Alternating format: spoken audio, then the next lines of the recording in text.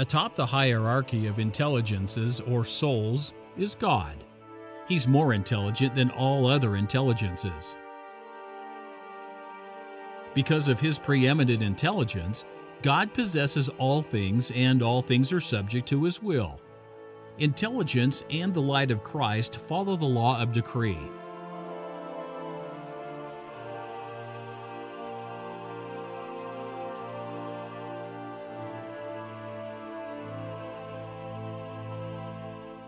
This is the essence of the plan of salvation, the attainment of godhood, whereby a man increases in intelligence until he possesses all things, and all things become subject to him.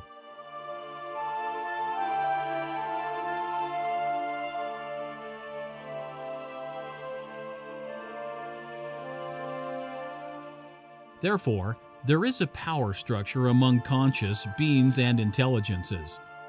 The more intelligence or the light of Christ a conscious being attains, the more he rises in the hierarchy, and the more power he attains until he has power over all things.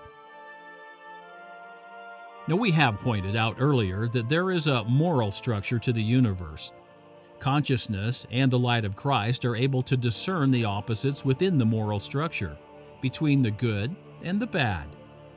But consciousness and the light of Christ extend beyond merely discerning between good and evil, order and disorder, and then acting upon that discernment. There is also a direct relationship between righteousness and the ability to wield power within the moral universe. As the Lord informed Joseph Smith in Liberty Jail, the powers of heaven can only be controlled upon the principles of righteousness.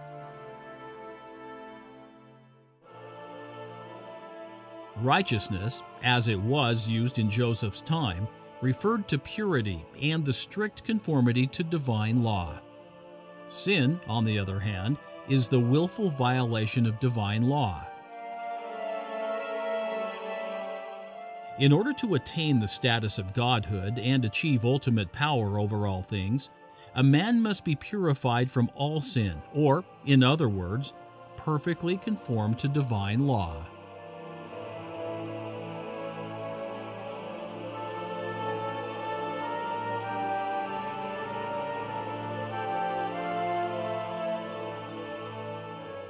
Like the physical universe, the moral universe requires the most efficient form of the transmission and use of power. In the moral universe, this is called righteousness. This provides another common attribute of consciousness and the light of Christ. Both are most effective when handled upon principles of righteousness.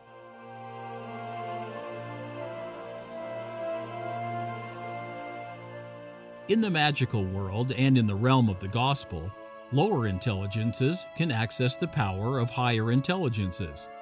They do this through the use of the name of the higher intelligence. This is achieved through the laws of names and words of power.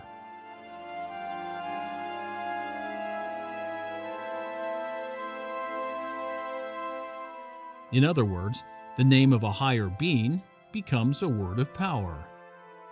We have discussed this principle in its gospel usage, where the name of Christ can be used to command and exert tremendous power. According to Moroni, a person can do anything in the name of Christ.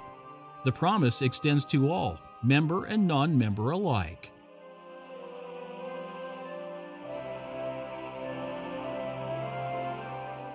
Joseph Smith explained in his first lecture on faith that when speaking in faith in the name of God, a man may command the sun, moon, mountains, fire, and armies according to his will.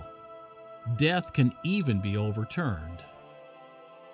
This is the sealing power, where a man can bind or control a higher being, in this case the Lord, and wield his higher power. The ancient Book of Mormon prophet Nephi used this power to seal up the heavens, causing famine on earth.